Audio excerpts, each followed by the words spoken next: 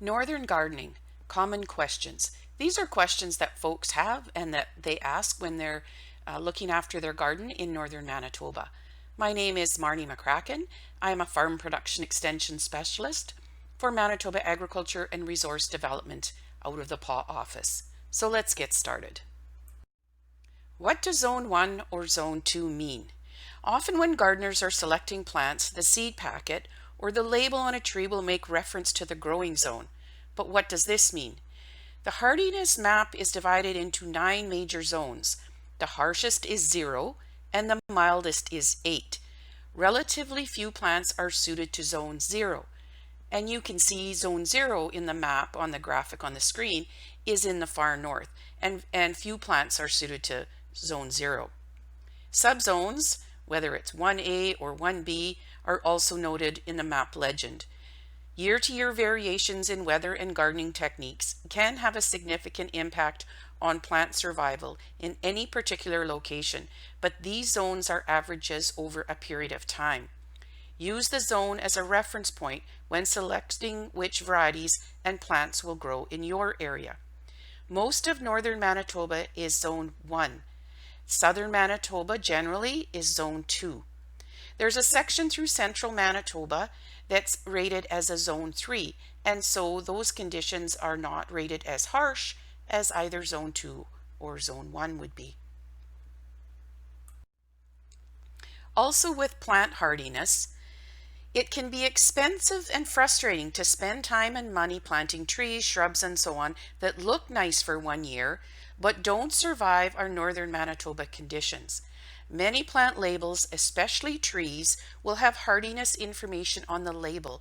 So read the labels for some really good information, and from there determine if that's a tree or a plant that will survive in your location. So I found these insects or bugs, or what are they, these critters, in my garden. What are they? These are slugs. You may not notice slugs if you are checking your garden in the daytime, as they are most often seen when conditions are cool and damp, such as when there's dew on the plants in the evening or early morning. You may notice ragged holes in your leaves and a trail of slime, but no culprit in sight. Slugs tend to hide out under dead leaves, lumps of earth, rocks, mulch, wooden boards during the day. As mentioned, they tend to be a problem when conditions are humid and wet, so make sure to allow for airflow around plants. Stake plants that lay down on the ground, such as tomatoes, cucumbers, and peas, so they're up off the ground, and remove plant residue and items where slugs can hide out. An easy cultural control method for these critters is to place a saucer or dish of stale beer in the garden. Slugs are attracted to the smell and they crawl into the container where they drown in the liquid. Clean out the container and fill it back up to trap more slugs. They also do not like to crawl across rugged surfaces, so wood, ash, or eggshells around the perimeter of your garden may help keep them away. I've been told I need to fertilize my trees. When is the best time to do this, and what do I use? Given that we have very low nitrogen levels in northern soils, it is important to fertilize fruit trees. When transplanting trees, fertilizer is recommended. It is important that a starter formulation be used, such as levels like 5-15-5, and those numbers stand for the nitrogen, phosphorus, and potassium levels in the formulation, or 10-10-10, again, 10N, 10P, 10K, and this will be right on the container that you're selecting. For established trees, the easiest fertilizer mix to use is a 20-20-20 soluble fertilizer mix, where you add a certain amount into the watering can and then you water the plant or the tree. Read fertilizer mix instructions on the container to determine how much to use and how often. Typically once in the spring and once in June or July. Do not fertilize in August or into the fall, as this may cause the fruit trees to keep growing and they may not go dormant properly for winter in the fall. These fertilizers and the formulations 20-20-20 are commonly available where gardening products are sold. What are these striped beetles on my potatoes? These are Colorado potato beetles. They're very distinctive insects. They are pale yellow with dark stripes. They chew large pieces of the leaves on potatoes and tomatoes. If populations are low, the eggs or beetles can be hand-picked off the plant and then discarded, or use a net, perhaps a butterfly net or a sweep net, to trap and discard them. And the various life stages of those critters are on the screen there. You can see the eggs, and then you can see the damage they cause on the potato plant on the bottom left. What are these small black beetles on my plants? These are flea beetles. These tiny black insects attack radishes, cabbages, cauliflower, Brussels sprouts, tomatoes, potatoes, and turnips in the spring. They are very common. Flea beetles chew small holes in the leaves, giving a shot hole appearance, as pictured on the radish leaf on the right. They are most common when conditions are dry in the spring. Rainy, wet weather does help to keep flea beetles off plants. How do I know when my potatoes are ready to eat? You can start harvesting and using your potatoes as soon as the tubers, that's the potatoes, as soon as they're big enough. However, how do you know if they're big enough to eat or to use? So there's a couple ways you can figure this out. Anytime after the plant flowers, you can check the size of the potatoes under the plants in your garden. One way, as pictured on the screen, is to pull up the plant, dig up the potatoes, and then decide if you like the size they are.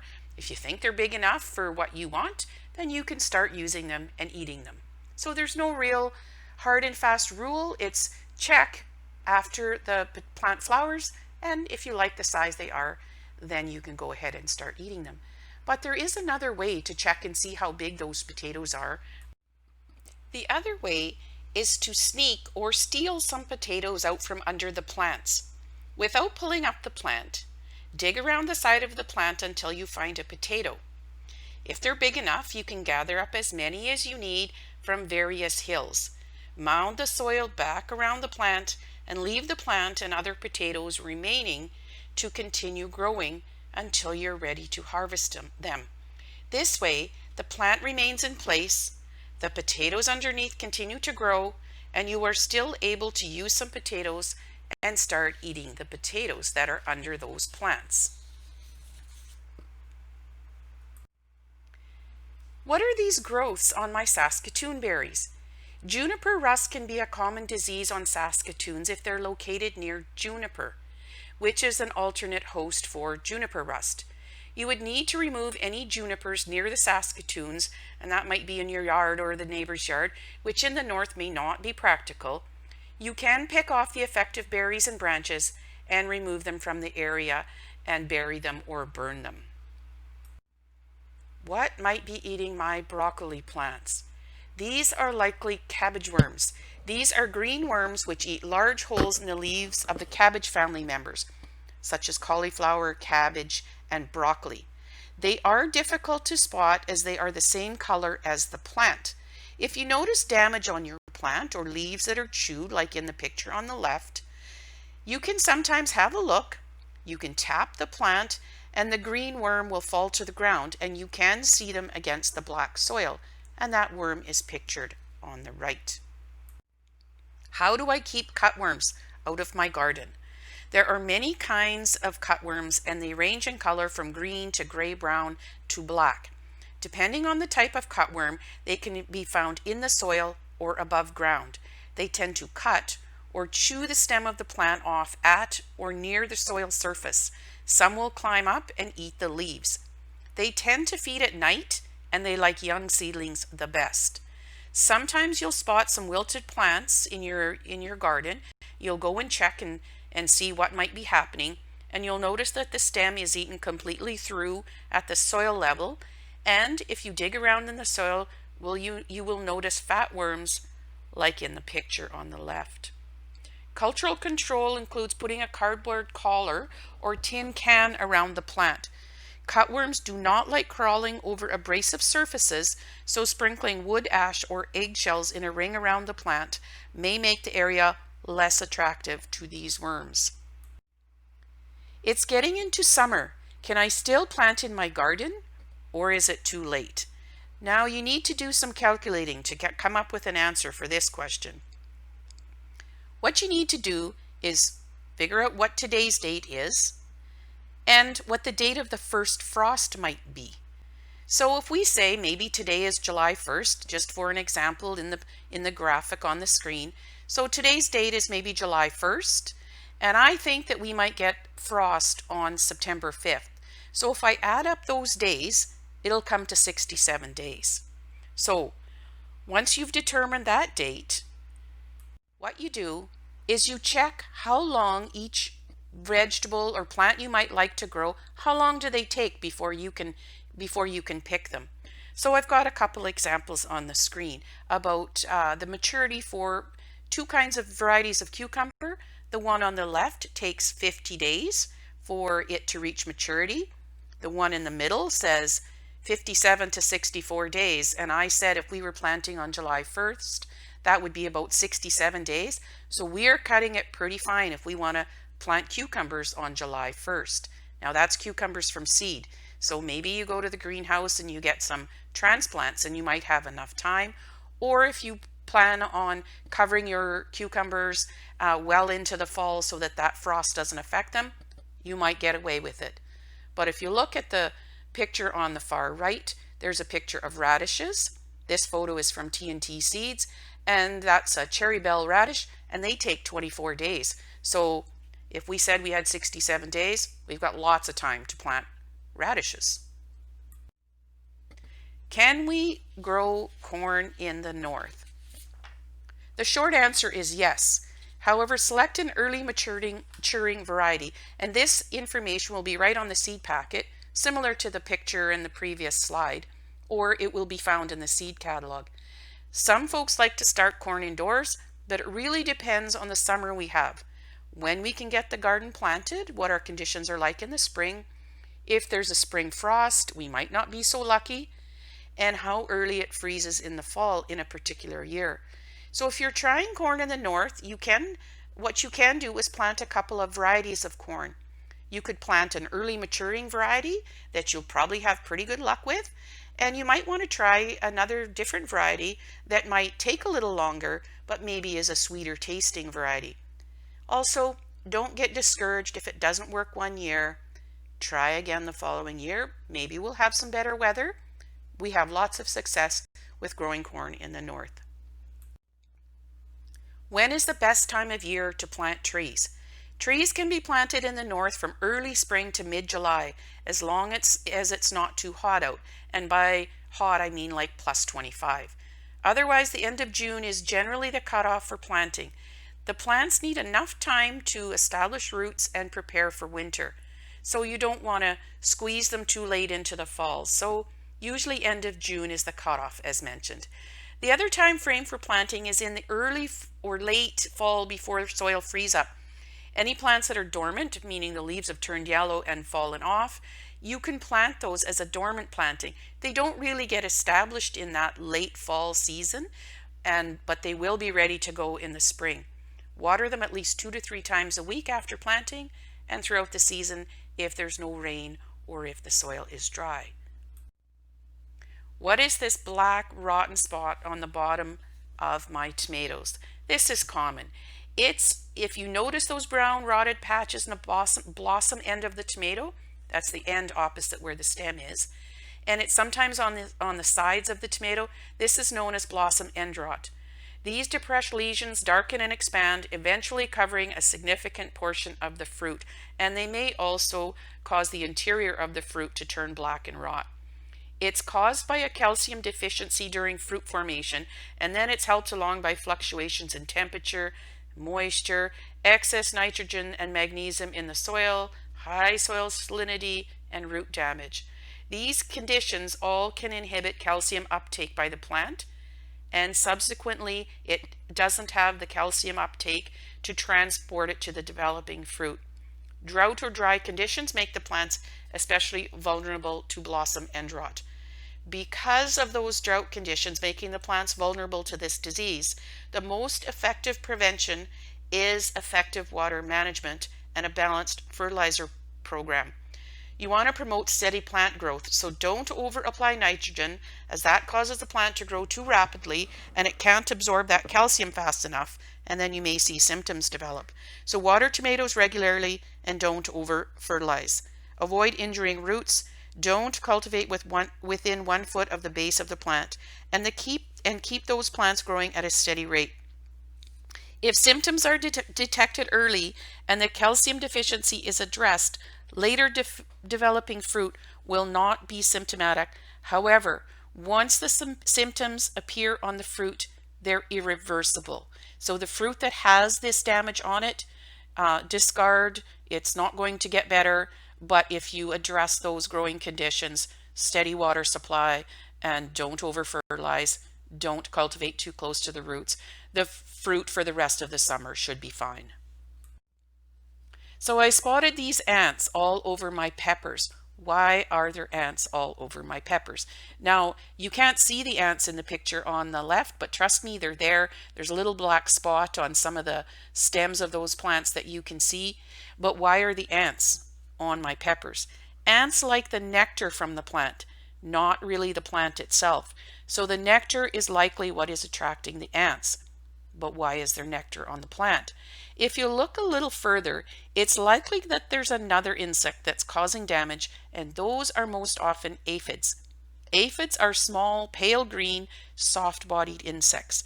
They are usually found in clumps and often on the underside of the leaf.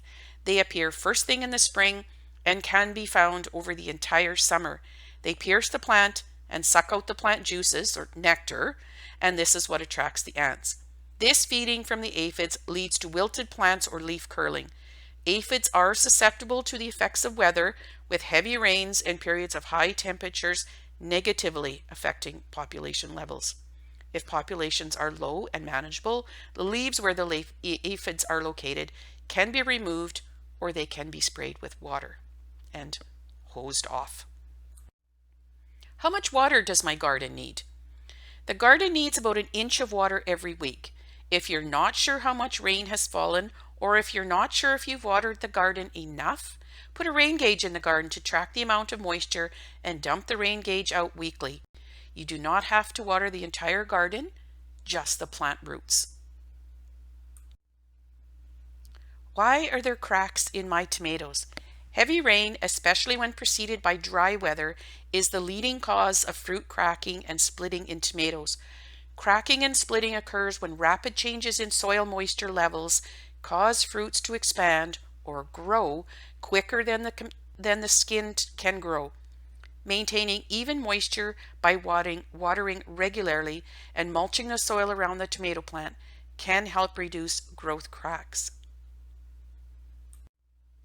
Do I really need to hill my potatoes? Hilling is a gradual process of building soil up into a hill around the potato plant. Soil covers potatoes and prevents those potatoes that are down in the ground, prevents them being in contact with the sunlight. The sunlight can affect the potato tubers by turning them green and therefore bitter. And those potatoes, if they're near the surface and they're exposed to the light, they turn green and bitter, and you really can't eat them. So a little hilling at the time of every cultivation is a good idea. Spend time in the garden, scout regularly, and you will notice if there's insect damage or there's disease or some sort of issue before they become a problem. If numbers of damaging insects are low, if you're scouting regularly, you'll catch them quickly. You can pick off the insects or their eggs and dispose of them. If there's damaging insects that are using weeds, weed piles, leaves, garden debris, and mulch as hiding spots, remove those materials. Working your garden in the fall can also keep overwintering insects and egg-laying, overwintering diseases, whatever the case may be, will keep that to a minimum. Prevention is the best method for keeping your garden pest-free, your plants healthy, and your vegetables producing. There are a number of additional resources specifically designed for Northern Manitoba, and they can be found on the Government of Manitoba webpage, and they're located under Indigenous and Northern Relations. There are a number of resources listed there, and we're adding to that list regularly. We also have a number of videos that are located on Manitoba Agriculture's YouTube channel, and there's a Northern Gardening playlist on that channel. So if you have any other issues or common problems that you might need some more information on, check out those resources.